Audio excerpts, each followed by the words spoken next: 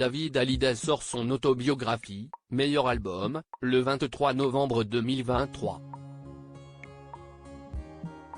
Dans ces quelques pages, l'artiste a choisi de faire imprimer une photo de lui et de son petit-fils Harrison. Si est un visage que l'on a longtemps cherché à voir. Et pourtant, Ilona Smet étant de nature très discrète, elle n'a jamais dévoilé de grands détails à propos de son premier enfant, son fils chéri. Fruit de ses amours avec Cameron Ahmed, le petit Harrison a rejoint cette belle et grande famille le 25 juin 2022. Il est parfois apparu sur les réseaux sociaux, mais toujours camouflé, au maximum. Le mardi 21 novembre, toutefois, la France entière a pu découvrir les traits adorables du garçonnet. Invité sur le plateau de l'émission C'est à vous, sur France 5, son grand-père David Hallyday avait effectivement fourni une photographie complètement inédite. Le visage de Harrison ?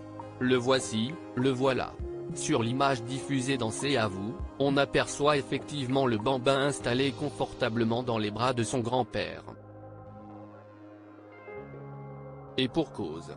Cette photo a été imprimée dans son livre autobiographique intitulé Meilleur album, qui sort le jeudi 23 novembre 2023 aux éditions Le Cherche Midi.